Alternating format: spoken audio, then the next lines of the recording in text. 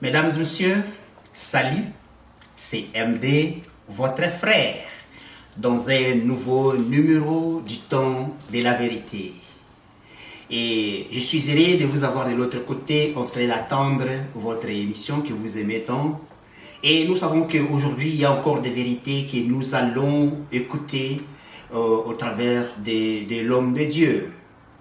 La fois passée, nous étions en train de parler sur l'huile de la veuve avec le docteur Isaac. Et c'est lui qui est encore là aujourd'hui avec nous pour donner la continuité de la pensée que nous avons eu à débattre la fois dernière.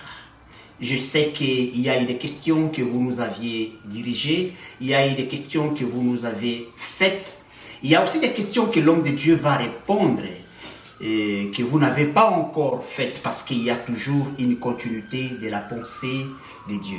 Moi, je m'en vais devoir saluer l'homme de Dieu et lui présenter les bienvenus dans notre émission et sur ces plateaux.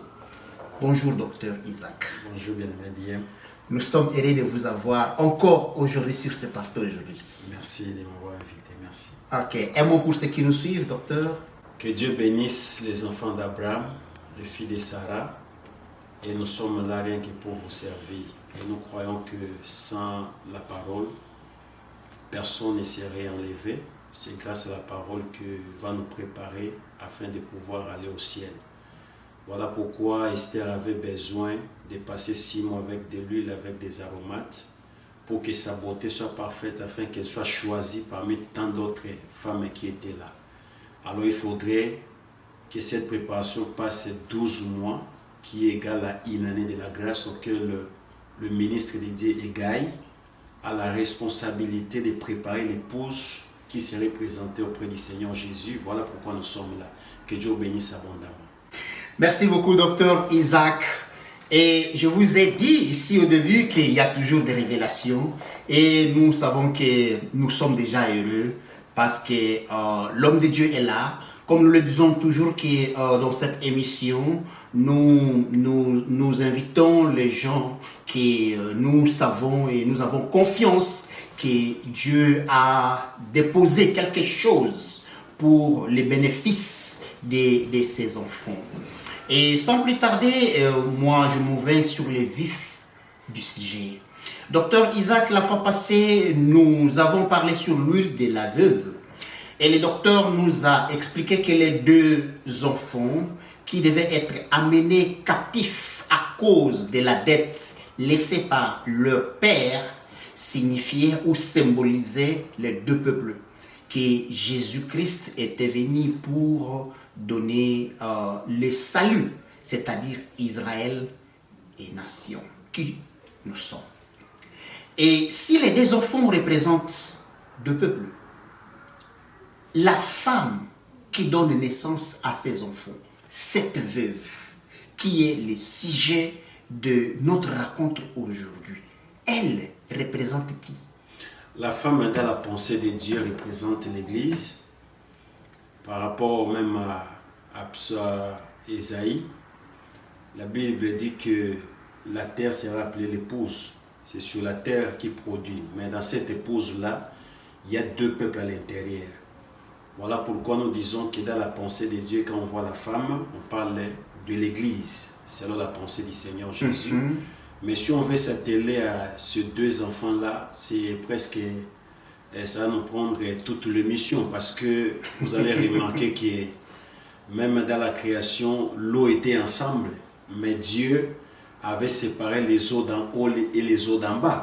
C'est-à-dire quand Dieu mettait les eaux d'en haut, d'en bas, c'est là expliquer comment Dieu avait aussi 2 peuples. Il y a un peuple qui est céleste et un peuple qui est terrestre. Et même si je sors là, il y a beaucoup d'exemples qui vont scrupuler montrer que Dieu a marché avec 2 peuples dans la Bible. Même lorsque vous allez venir dans la vie de Jacob, quand il est venu en Égypte, il va trouver que Joseph avait les 2 enfants.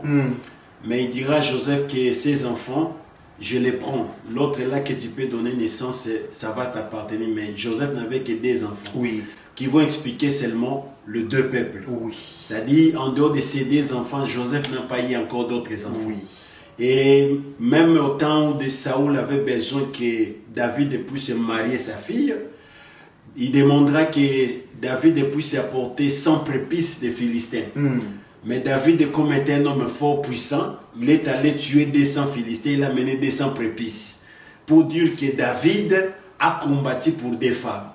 C'est par là nous disons que le 2, le chiffre 2 parle d'Israël et nous l'Église. Qu'on se retrouve maintenant dans la figure de cette femme-là qui a des enfants. Donc en bref, je peux dire que la femme-là représente l'Église qui a 2 peuples à l'intérieur, qui est Israël et nous les nations. C'est qu'en Église, on a 2 peuples. Les Juifs sont là, nous les païens aussi sont réunis parce que Éphésiens chapitre 2, la Bible dit que de 2 il en a fait 1. C'est qu'en Jésus-Christ, il nous a rassemblés, nous formons un qu'on appelle l'Église, mais à l'intérieur de nous, on a Israël et nous les nations. Voilà. Docteur Isaac, l'Église est née au temps de la Nouvelle Alliance, comme on le dit, au temps des actes des apôtres. Et quand vous dites que cette femme qui se parle ici dans l'ancienne alliance représente déjà l'Église, est-ce que l'Église était-elle comptée aussi dans les temps anciens?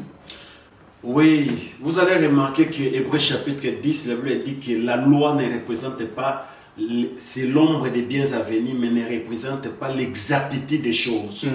Là, ce sont des figures, des photos, Dieu a parlé par des paraboles.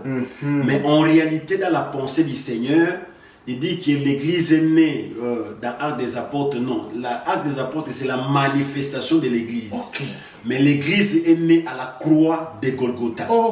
Parce que Genèse chapitre 22, le jour où on faisait le sacrifice d'Isaac, lorsqu'Abraham descendait, qu'il apprendra la naissance de Rebecca qui serait l'épouse d'Isaac. Vous voyez? Voilà pourquoi la croix de Golgotha, le sang était sorti. Et l'eau était sortie à la croix parce que la croix c'était la maternité. Mais dans l'Acte des Apôtres, c'est la manifestation de cette église-là qui était née à la croix de Golgotha. Voilà. Et vous allez constater que dans la marche maintenant, on peut voir que non, il y a eu des Juifs quand même qui étaient là, qui étaient comme des symboles. Mais en dehors de ça, il y avait encore d'autres peuples qui étaient là aussi. Oui, qui n'étaient pas juifs. Oui, qui n'étaient pas juifs. Vous allez remarquer que le Seigneur Jésus-Christ, même quand il partait selon la loi de Moïse, et que lorsqu'on a donné la loi, on a dit que non, la personne qui va manger le sang, il sera écarté dans l'assemblée d'Israël. Voilà pourquoi quand Christ disait aux disciples que si vous voudriez, vous pouvez manger ma chair et boire mon sang. Les autres ont fui. Ils ont fui pourquoi? Parce qu'ils respectaient la loi de Moïse. Mais lorsqu'ils ont regardé Pierre, Jésus a dit, mais et vous, qu'est-ce que vous attendez? Ils ont dit, non Seigneur, à qui irions-nous? Car c'est toi qui as la parole de la vie éternelle. C'est par là que nous avons compris que ce sont eux qui ont accepté de manger, de boire le sang de Jésus-Christ.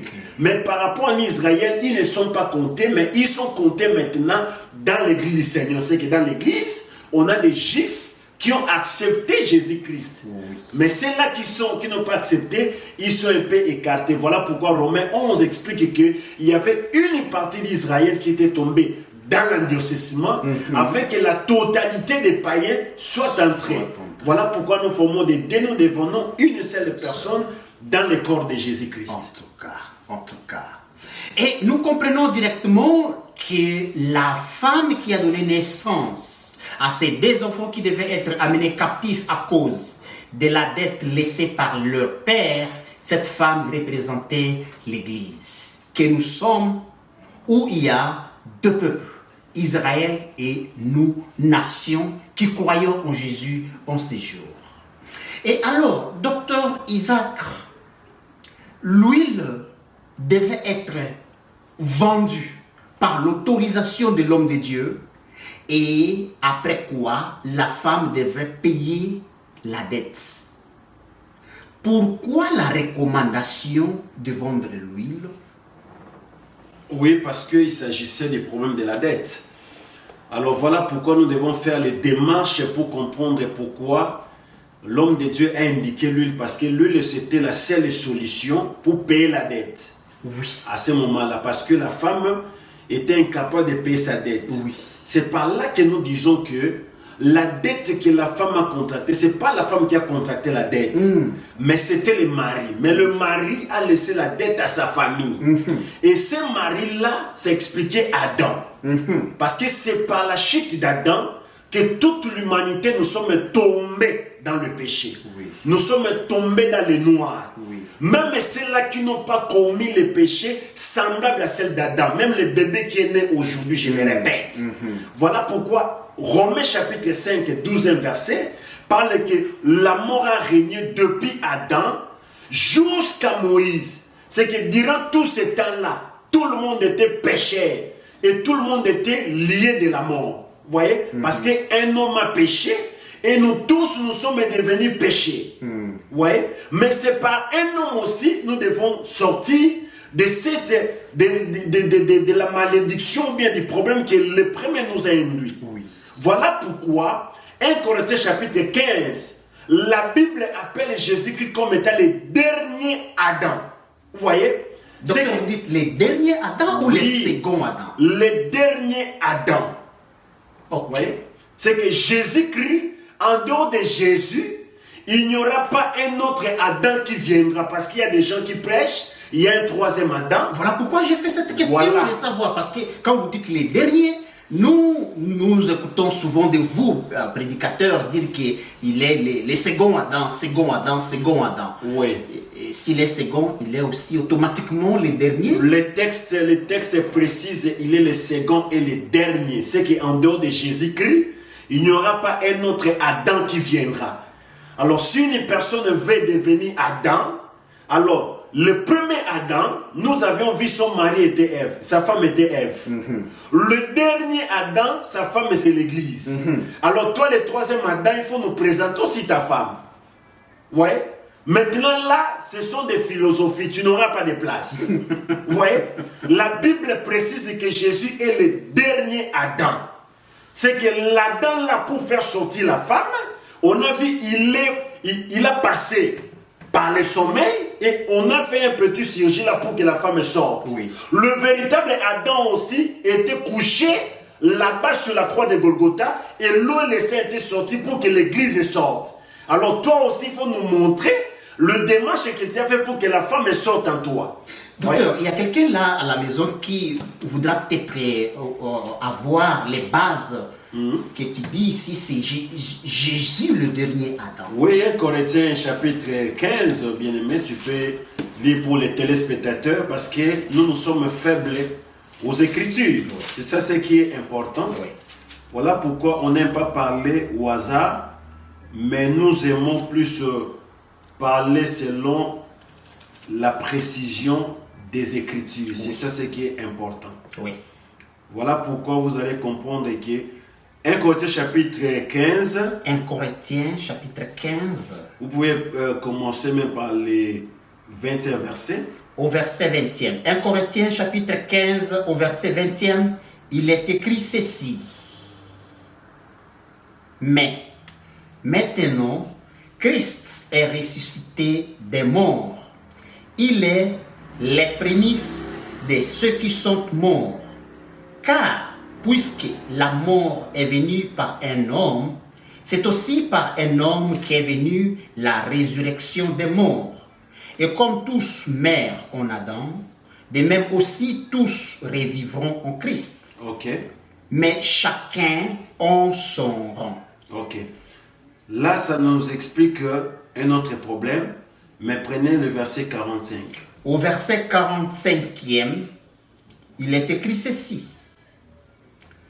C'est pourquoi il est écrit, les premiers hommes, Adam, Voilà. devait une âme vivante. Exactement. Les derniers, Ok. je le répète, les derniers Adam est devenu un esprit vivifiant. Noir sur blanc, Jésus, Nous c'est comprenons que lui, Jésus le dernier est le dernier Adam. Il n'est pas seulement le second, il est le second et le dernier. C'est qu'une autre personne ne peut jamais venir parce que Jésus est le dernier. C'est quoi? C'est par là que nous disons que Jésus est la fin de toutes choses. Donc, en dehors de Jésus-Christ, personne ne peut dire que moi je suis le troisième Adam. Ça, c'est un faux enseignement. Vraiment. Alors, vous allez constater que par un homme que nous sommes en train d'aller pécher. Oui. Mais par le dernier Adam, que nous aussi, nous devons être rachetés. C'est que le problème en est quoi, bien aimé DH? Vous allez comprendre que c'est que nous tous qui sommes sortis de la femme, nous, la rédemption, la prédication de la rédemption concerne toute personne qui est sortie d'Adam. En tout cas. Parce que Adam a laissé le péché dans toute l'humanité. En tout cas. Vous voyez? Maintenant, l'unique personne qui peut ôter cela n'est que le dernier Adam. Vous voyez? Voilà pourquoi tu peux tout faire. Mais si un homme ne paye pas ton péché, je te dis sincèrement, tu fais absolument rien. Mais l'homme qui devrait payer le péché, qui devait payer la dette qu'on a laissée, cet homme-là doit contenir l'huile. Vous voyez maintenant le grand problème? C'est par là que le prophète va indiquer. Il a dit que, qu'est-ce que tu as dans ta maison? La femme dira que j'ai un vase d'huile. Oui. C'est que cette vase d'huile-là, on l'a démontré seulement au moment où il y a la dette. Auparavant, on ne parlait pas de ça. Oui. C'est que cette vase-là, mais qui l'a rempli? C'est ça le grand problème dans l'évangile. Qui l'a rempli? Voilà pourquoi la Bible répond à toutes choses, bien-aimées. Nous allons arriver. En tout cas. Vous allez comprendre que... Nous sommes axiés déjà. Oui. Donc, vous allez comprendre que tout ce qui se passe dans la Bible a de l'explication, bien-aimée. En tout cas. Parce que vous allez constater que cette vase-là d'huile, il y a un homme qui devait remplir ça lui-même. C'est que l'huile, premièrement, parle de l'esprit par rapport à 1 Samuel chapitre 16. Lorsqu'on a oigné d'huile le roi, on a dit qu'il était rempli de l'esprit. Okay. C'est qu'on appelle l'huile l'esprit. C'est ça qui est important. Mais attention, il y a des démarches là-bas parce que l'ombre ne représente pas l'exacte chose. Il faut le mettre dans l'exactitude. Vous voyez? À sa place. Oui, à sa place. Parce que si vous mettez ça en désordre, le peuple ne comprendra rien. Exactement. C'est que nous comprenons que c'est cette vase-là. Il n'y avait pas deux vases. Mais il n'y avait qu'un seul vase. Pour dire que la solution des gens qui ont des dettes viendrait seulement par un seul homme. Pour dire, c'est par là nous disons que le problème de la rédemption, le problème de payer la dette, le problème de pardonner les péchés ne concernait que Jésus-Christ lui seul. J'aime ça. Il y a tellement de volets que je peux expliquer. Même Goliath avait cet enseignement-là. Goliath savait que comme je domine Israël, Goliath n'avait pas accepté qu'il combatte avec tout le monde, non. Oui. Goliath a dit, fais-moi sortir un seul homme chez vous dans votre camp, qu'il descende, combattre avec moi. Celui qui va vaincre, il va assujettir l'autre. C'est que Goliath n'avait pas besoin que beaucoup viennent combattre avec lui.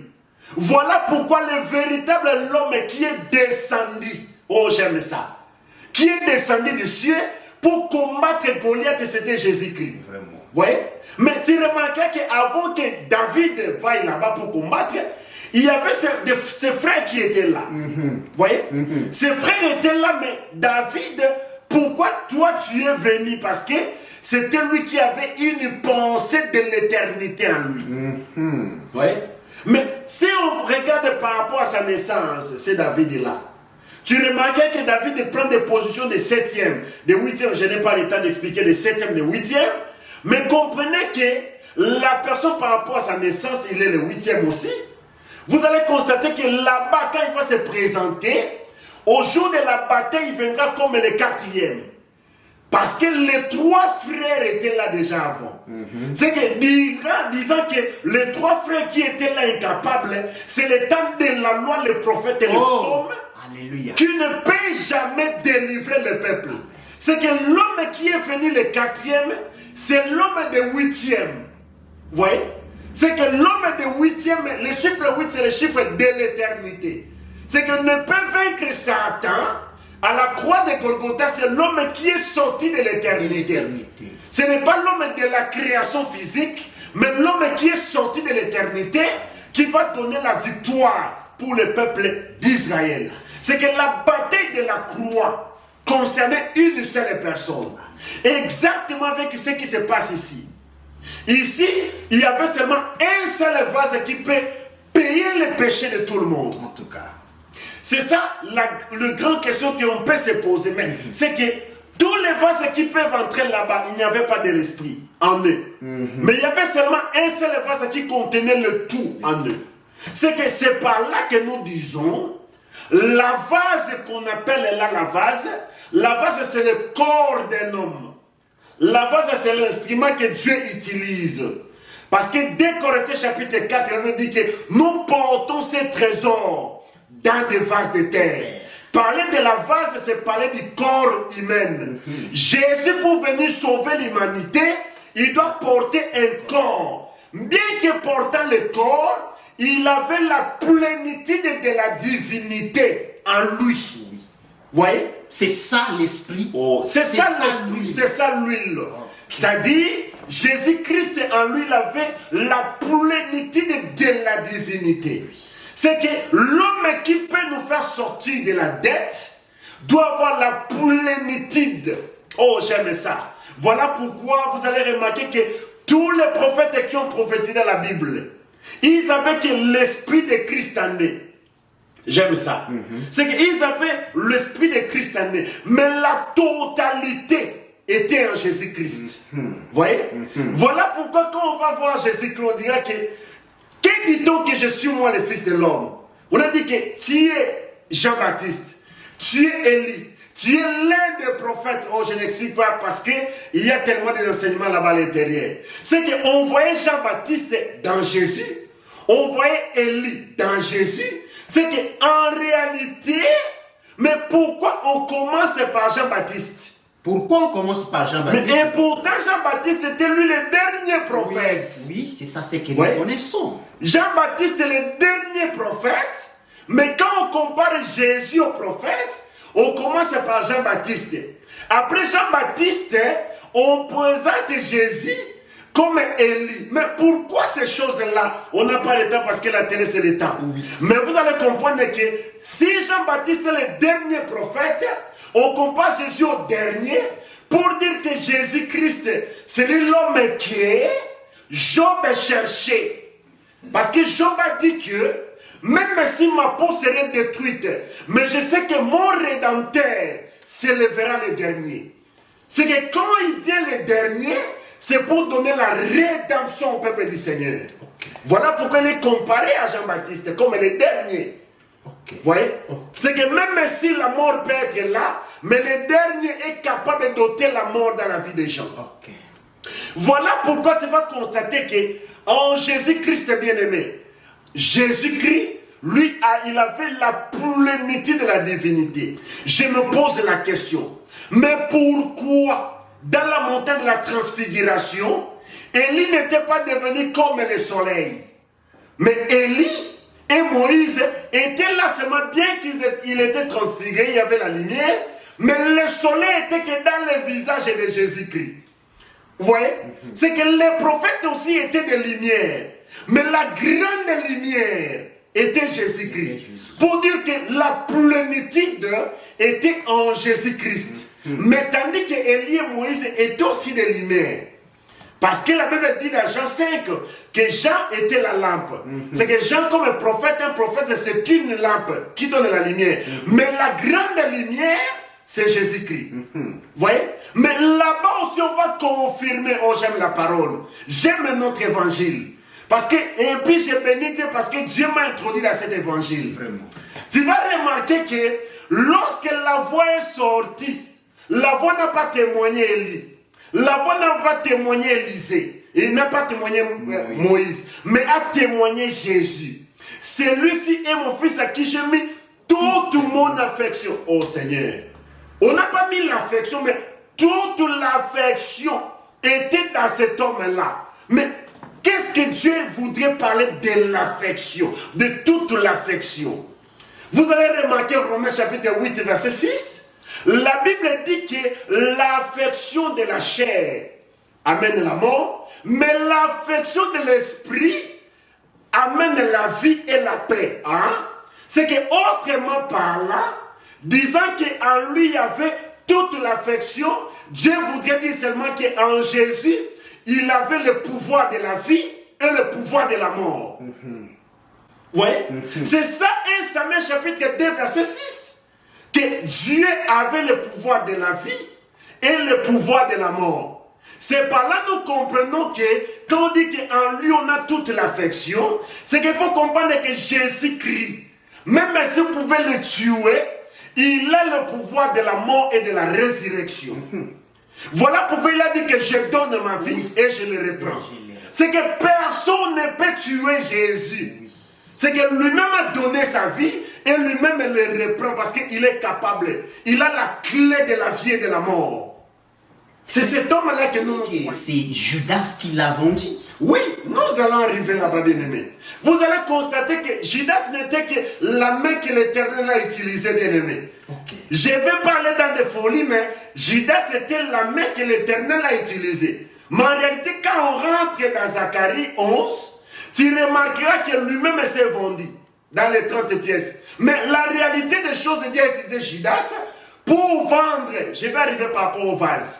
Mais vous allez constater, bien-aimé, j'aime cette question, c'est qu'en Jésus-Christ, lui, il a le pouvoir de la vie et de la mort. Voilà pourquoi même dans l'ombre, lorsque Moïse avait besoin de cesser la contestation, il a dit au peuple d'Israël d'amener des verges.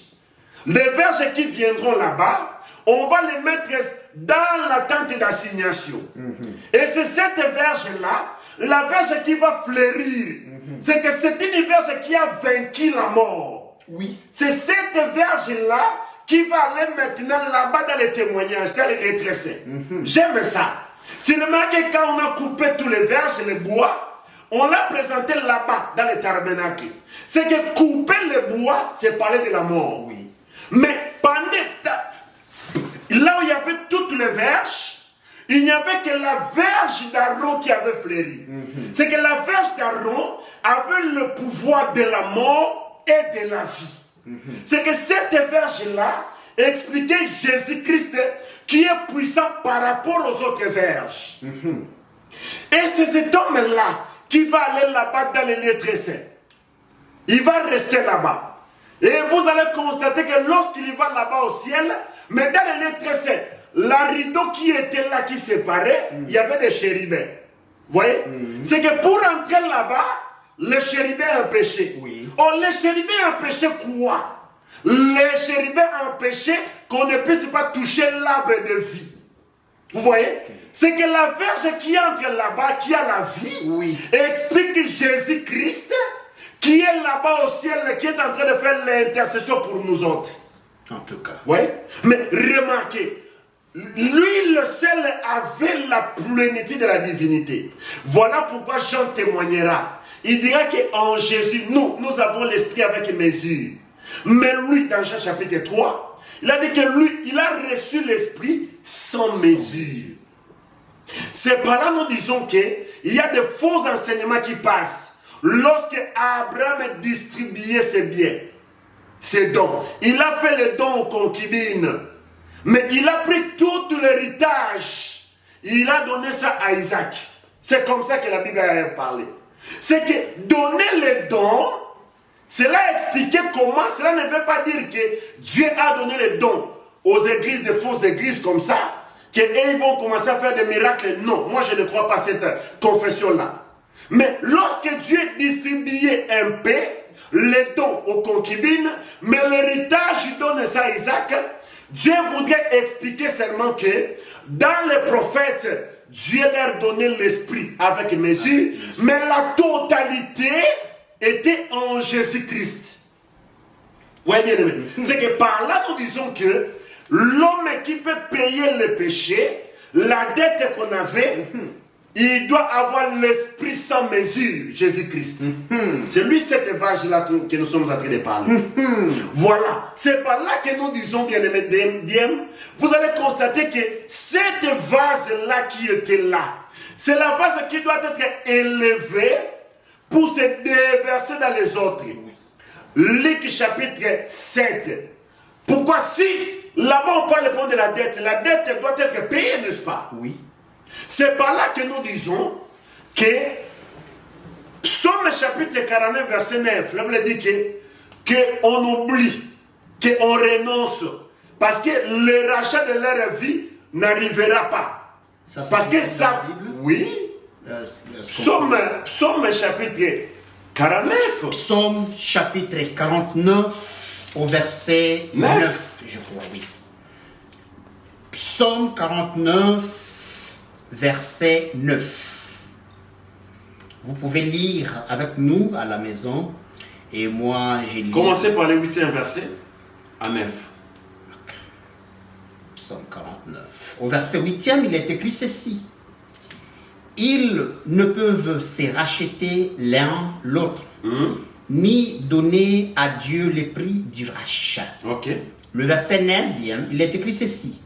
Les rachats de leur âme est cher et n'aura jamais lieu. Le rachat a toujours été plus cher parce que ça demandait le prix du sang. Voilà pourquoi il ne peut jamais se racheter les uns les autres. C'est ça l'incapacité que l'humanité avait. La femme avec les enfants, ils étaient incapables de payer leurs dettes. Oui. C'est qu'il faut que quelque chose autre qui peut payer la dette. Or, la personne qui est capable de payer la dette, c'est le Seigneur Jésus-Christ. Vous allez remarquer, le Seigneur revient dans Luc chapitre 7. Jésus-Christ était là dans la maison de Simon. Une femme pécheresse bien-aimée. Elle est entrée. Quand la femme est entrée, il faut faire attention avec des mouvements. La femme n'est pas venue au devant de Jésus, mais elle est venue par derrière. On n'a pas le temps d'expliquer par derrière. Elle est passée dans les pieds de Jésus. Mais dans la Bible, il y avait la femme qui avait utilisé la tête de Jésus. Mais l'autre femme a utilisé les pieds de Jésus. Il y a de l'explication. Tout cela dans l'évangile éternel, on peut expliquer ça. Mais regardez, la femme, lorsqu'elle est entrée là-bas, elle a commencé à pleurer aux pieds de Jésus. Lorsqu'elle pleura, elle prend sa chevelure. Elle est en train de nettoyer. Mais les autres là de Simon, ils ont dit, non. Si cet homme était prophète, il allait savoir de quelle espèce de femme qui la touche. C'est que cette femme-là connaissant, et connaissait que non, c'est une très mauvaise femme. Ne peut pas toucher le Seigneur de gloire. Mais la femme-là touchait Jésus. Lorsqu'elle touchait Jésus, parce qu'elle savait que j'ai beaucoup de dettes dans ma vie. En tout cas. C'est que cet homme, c'est lui qui est capable de payer ma dette. J'aime ça. Voilà pourquoi Jésus-Christ, lorsqu'elle a regardé la femme, elle a dit que, femme, tes péchés te sont pardonnés. Ils étaient étonnés. Comment ça? Qui est cet homme-là qui peut pardonner les péchés? Pardonne les péchés. Parce qu'ils savent que ne peut pardonner les péchés n'est que Dieu lui-même. Mais le Seigneur commence à expliquer. Il y avait un homme qui avait la dette de 500. Et l'autre avait la dette de 50.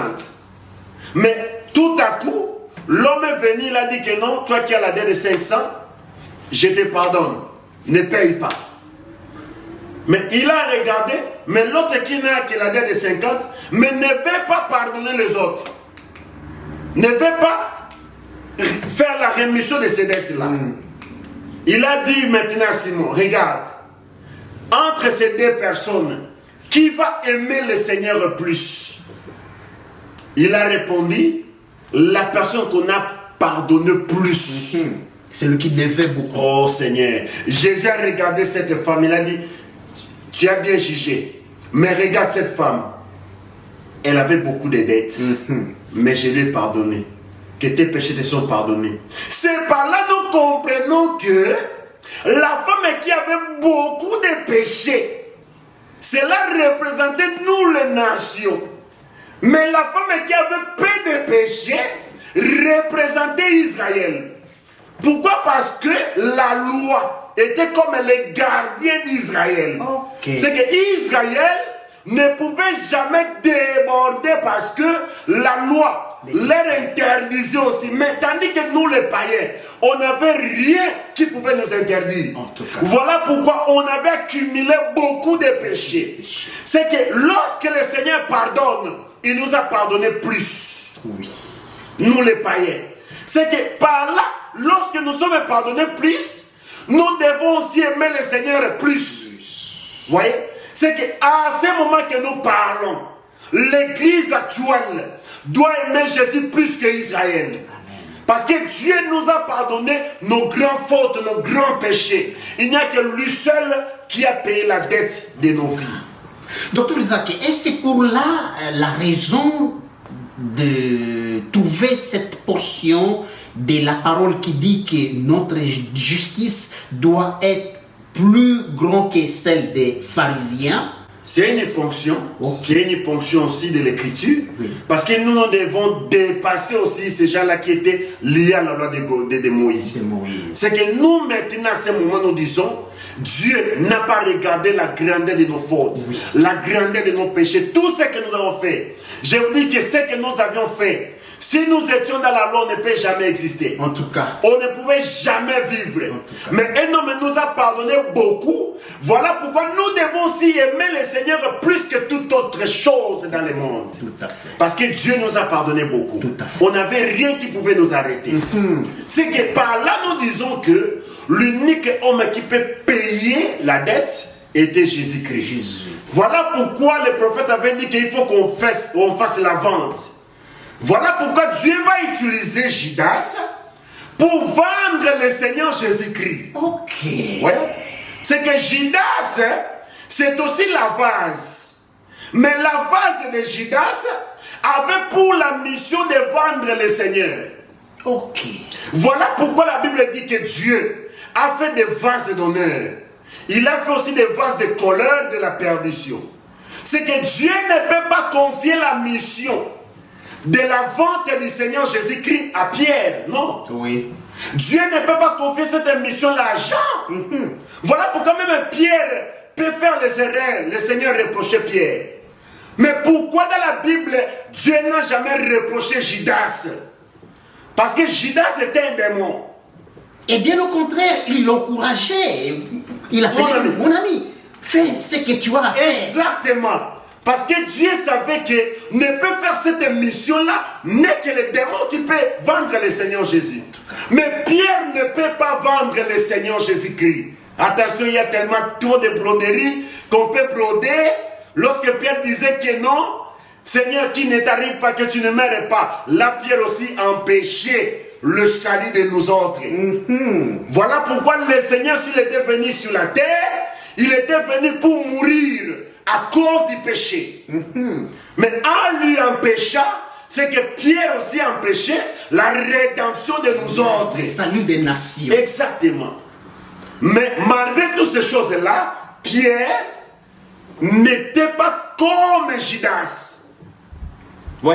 C'est par là que nous disons qu'il y a des vases de colère, mais il y a des vases d'honneur, il y a des vases de terre, il y a la Bible a expliqué diverses sortes de vases. Vous voyez? C'est par là que nous avons dit que comme il est important de vendre, il faudrait qu'un homme soit utilisé pour la vente. Voilà pourquoi Judas va vendre le Seigneur Jésus-Christ. Il a vendu le Seigneur Jésus-Christ aux 30 cycles d'argent. Parce qu'il faut que l'église s'accomplisse. Oui. C'est ça ce qui est important. Quelle écriture? Mais Lévitique chapitre 27, verset 4. Qui dit quoi? Qui dit que non, le prix de la femme c'est 30 cycles. Donc, il a estimé. Oui, Jésus était une femme, ma bien-aimée. Oh, docteur, là vous nous mettez encore dans un embrouillement total. Jésus était une femme. Jésus? Oui, Jésus était une femme. Jésus qui est mort à la croix de Golgotha, c'est de lui que nous parlons ici. Oui. Vous dites qu'il était une femme. Là, il y a des hommes d'ombre, si on entre, ça c'est la télé, il y a encore des petits qui ne peuvent pas comprendre. Mais comprenez que Jésus-Christ a exercé aussi le ministère de la femme. Mais as-tu déjà posé la question, pourquoi Rebecca, lorsqu'il faisait les vêtements pour son fils, afin que Isaac puisse bénir Jacob, Jacob était la peur. Il a dit non, papa va me maudire. Il a dit non, que cette malédiction-là tombe sur moi. Qui disait ça? La mère, la maman. C'est que la véritable maman qui peut accepter la malédiction de tomber sur lui, afin que son enfant soit béni, c'est là parler de Jésus-Christ. Oui. C'est que Jésus... Sur qui est tombé toutes nos malédictions. Mais oui, je te dis bien aimé que Jésus a rempli des Écritures. Jésus est Père, Jésus est Fils, Jésus est femme. Jésus a plein de choses, mais il faut seulement les situer. Ok. Voilà. Okay. Il a dit qu'Israël, j'ai voulu vous rassembler comme la poule. La poule, c'est pas un homme. La poule, c'est une femme. Là, Jésus devient la poule, une femme. En tout cas. Ouais. C'est que Jésus-Christ, il a rempli toutes ces choses-là, mais on n'explique pas Jésus comme étant la femme. Ouais. C'est par là que nous disons. Une parenthèse. Voilà. C'est par là que nous disons qu'il a été vendu comme ça en prenant notre place.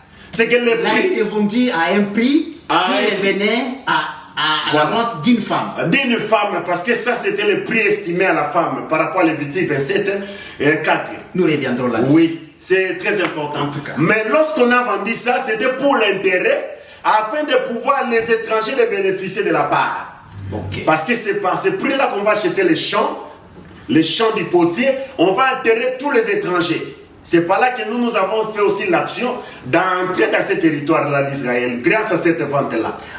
Qui entrent dans ces champs-là, ce sont des étrangers. Des étrangers qui seront enterrés là-bas. Enterrés. Ouais.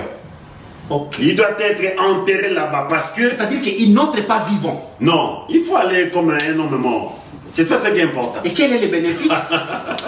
Docteur Isaac, quel est le bénéfice d'entrer mourant? Mais c'est très important parce que les champs-là qu'on a payé le prix, on a l'espérance de la résurrection. Amen. Voilà pourquoi on ne peut pas enterrer les enfants d'Israël dans une terre étrangère. Amen. Même Joseph disait que même si je meurs, que mes os ne soient pas enterrés ici.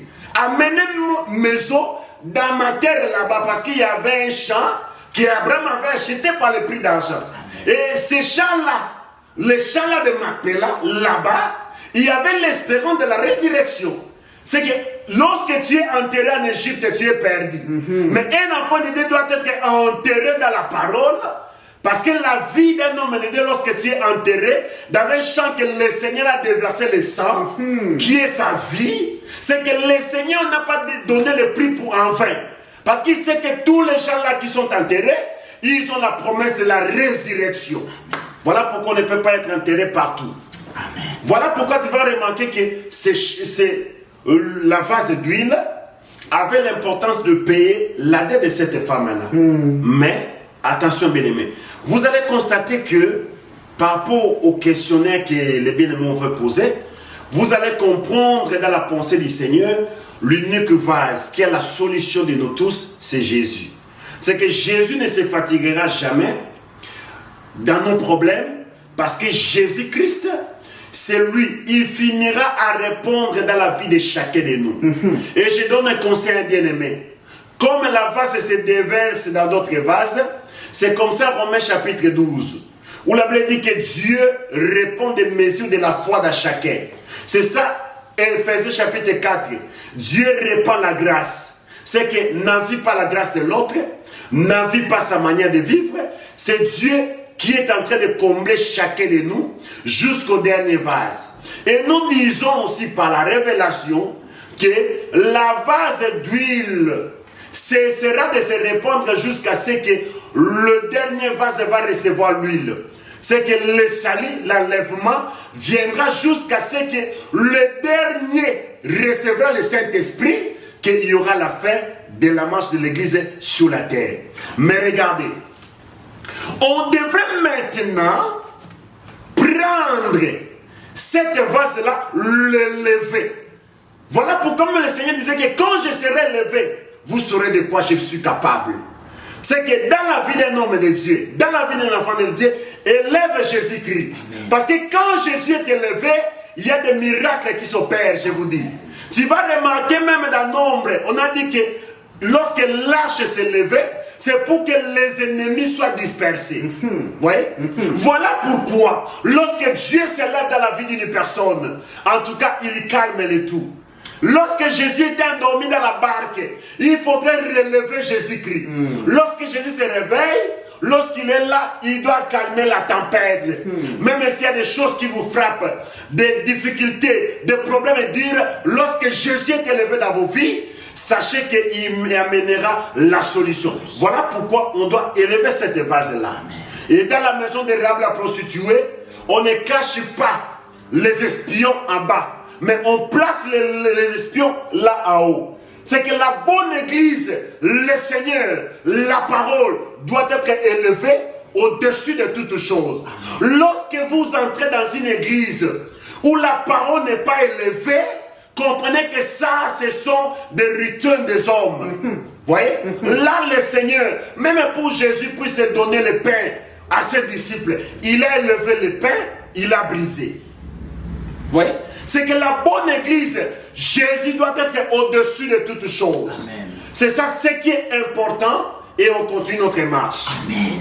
Jésus doit être élevé, Jésus doit être au-dessus de toutes nos organisations humaines. Jésus doit être élevé au-dessus de tout ce que nous pouvons avoir comme programme. Jésus doit être élevé au-dessus de tout ce que nous pouvons avoir comme expérience mauvaise ou ruine. Docteur Isaac, nous tendons déjà vers la fin de cette émission et nous avons aimé la façon dont vous avez abordé les choses avec nous aujourd'hui. Il y a une question qui sera peut-être l'une des dernières ou soit même la dernière. De savoir si Jésus est venu juste pour les Juifs. Et s'il n'est pas venu juste pour les Juifs ou uniquement pour les Juifs, et qu'il soit venu pour sauver l'humanité entière. Parce qu'il y a de ceux-là qui croient que Jésus n'est venu que pour les Juifs. Est-ce qu'il y a-t-il un verset de la Bible? Y a-t-il une écriture qui dit que Jésus soit venu pour sauver l'humanité entière? Parce qu'il y a des hommes, il y a des femmes aujourd'hui qui ne croient pas à Jésus, qui disent qu'il était venu juste pour les brebis perdues d'Israël. Et même en ce qui concerne la rémission des péchés et le salut que vous nous dites, ils disent que ça, ce n'était pas pour nous, parce que nous sommes païens. C'était pour Israël. Est-ce que ces déclarations sont debout? Premièrement, j'ai aimé cette question, mais la chose en est que le peuple doit comprendre comment Dieu marche. Parce qu'il y a plusieurs écritures qui vont détailler comment nous sommes arrivés au salut. Il y a plusieurs écritures. Vous allez remarquer que quand Jésus-Christ, même les gens qui célèbrent, permettez-moi, Noël, parce qu'ils ne connaissaient pas la Bible. Parce que la Bible déclare que un enfant nous est né, fils nous est donné. La domination reposera. Un enfant nous est né, c'est Jésus qui est né en Israël. Il n'est pas le salut pour nous autres. Oui. Mais lorsqu'il devient un fils donné, ça c'est l'œuvre de la croix. Parce qu'il a accepté la mort pour sauver même les gens du dehors. Il y a tellement beaucoup d'écritures. Vous allez remarquer que Ecclésiaste chapitre 5, la Bible dit que mieux vaut aller dans une maison de deuil que d'aller dans une maison de fête. De maison de fête, c'était en Israël. Parce que c'était Israël qui avait plusieurs fêtes. Des Pâques, des pains salés qu'on sort. Mais la maison de deuil, ça parlait de la croix. Là où lorsque Jésus-Christ meurt, c'est pour rassembler tout le monde. C'est ça Jean chapitre 11. Pilate a dit, c'est pour votre intérêt. Pour les Juifs? Non, il a dit, c'est pour votre intérêt. Pour qu'un seul homme meure, afin de rassembler tous les enfants de Dieu dispersés. Vous voyez? Nous étions dispersés où? Par Adam. Vous voyez? Lorsque Dieu avait chassé Adam, nous tous nous étions chassés. Vous voyez? L'œuvre de la croix maintenant récupère nous tous ceux qui ont sorti de l'Adam. Voilà pourquoi cette ponction de l'écriture, de dire que je suis venu pour la maison perdue d'Israël, il y a encore une autre écriture. Jésus, lorsqu'il meurt, il ressuscite, il a dit que allez partout dans le monde. Vous voyez? C'est que la première venue de Jésus, il était vraiment venu pour la maison d'Israël. Voilà pourquoi lorsque la femme est là, demandait à Jésus que j'ai un problème là-bas à la maison, ma fille est malade, Seigneur guéris-la. Jésus lui dira que le pain des enfants, on ne peut jamais les donner aux petits chiens. Voyez? C'est que là, nous étions considérés comme des chiens. Les enfants étaient Israël qui avaient la table de manger. Mais la femme a dit, a compris. Il a dit que non, même les petits chiens mangent les miettes du pain qui tombe sur la table. Oh, voilà. C'est que la femme avait la révélation que c'est Jésus qui est sur la table d'Israël. Il va aussi tomber pour que les petits chiens puissent bénéficier. Comment il va tomber? Mais oui, parce qu'il savait que Israël va les rejeter. Voyez? Lorsqu'Israël va les rejeter, Jésus deviendra la pièce, morceau par morceau. Voilà pourquoi les frères de Joseph, lorsqu'ils ont pris Joseph, ils ont tué le bouc. Parce que le deuil qu'on faisait là-bas en Israël, on ne pleurait pas Joseph, mais on pleurait le bouc. On a pris l'habit de Joseph, on a trempé dans le sang. Et on a remis ce vêtement au père. Papa, reconnais ça, si c'est l'habit de ton fils Joseph. Le père, apprenant les vêtements, il a dit, oh non, mon fils a été dépiécé par une bête féroce. Au moment où Jésus, le fils est dépiécé par une bête féroce, Joseph est allé en Égypte. Vous voyez?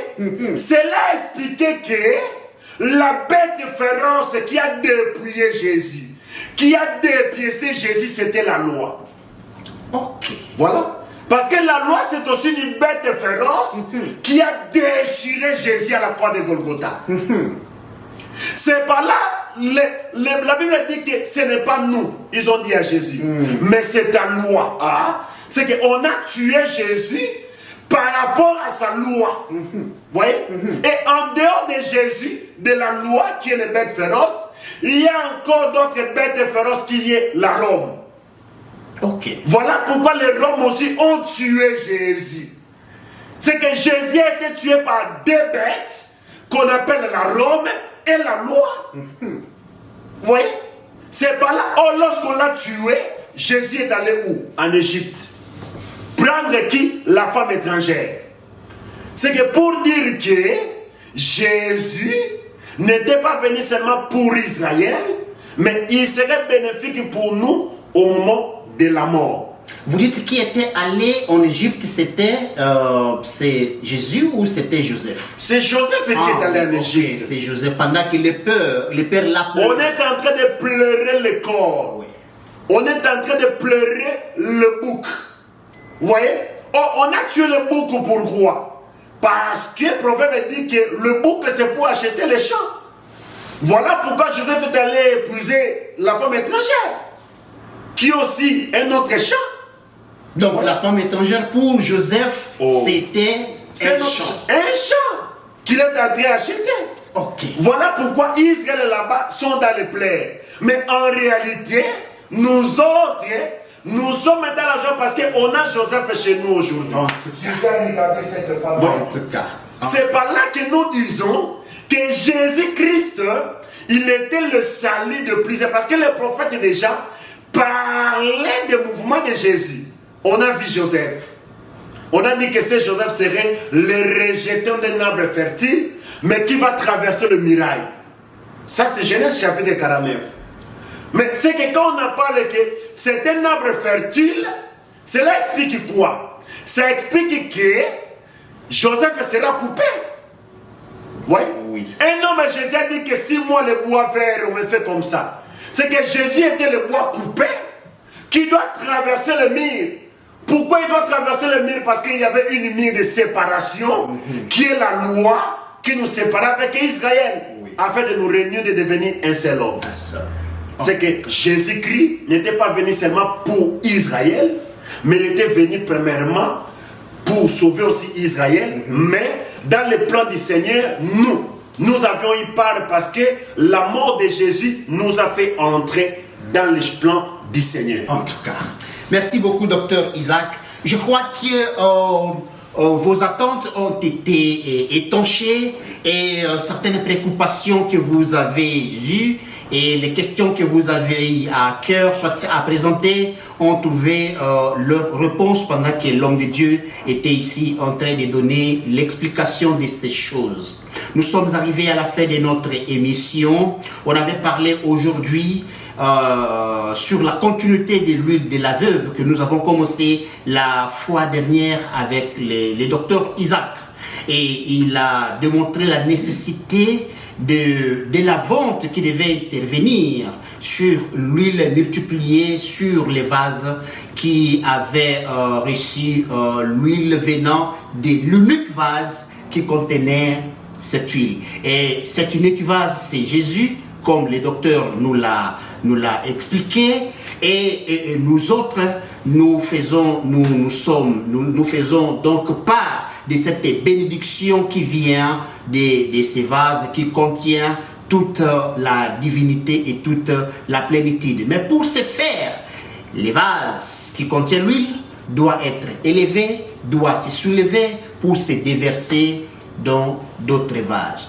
Judas a juste été notre bras, une autre main que Dieu a utilisée pour la vente de cette huile pour que nos dettes soient payées.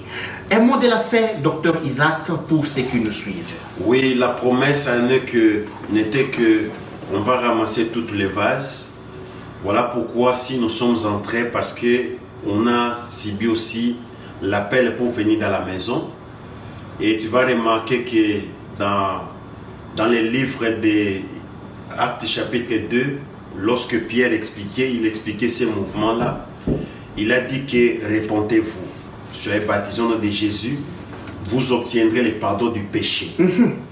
Et la promesse est pour vous. Pour vous, pourquoi? Parce qu'il parle d'Israël, des premiers vases qui étaient là. Et la promesse est pour vous autres, les gens du dehors, de vos enfants et les gens du dehors, même c'est là que l'Éternel appellera. Oh! C'est que le Seigneur n'a pas fini encore de faire l'appel. Okay. Il y a encore d'autres vases qui viendront afin de recevoir seulement de l'huile. En tout cas, toi qui demeures encore dans le monde, dans les péchés, la vase t'attend. En tout cas, fais l'entrée dans la maison du Seigneur et Dieu va se déverser. On t'attend pour l'enlèvement. En tout cas, fais l'effort par la grâce du Seigneur de venir, que tu sois aussi rempli afin que ce jour-là, au son de la trompette, que nous serons enlevés au ciel. En tout que cas, Dieu vous bénisse abondamment. Que Dieu vous bénisse. L'huile continue à couler et venez y prendre part parce que c'est de ces moyens-là que nous aurons le pardon et la rémission de nos péchés. Quant à nous, nous vous disons passez une bonne soirée, passez une bonne journée, passez un bon moment et passez un bon week-end. Et on est là le samedi prochain à la même heure avec le même présentateur, MD, votre frère. Ciao et que Dieu vous bénisse.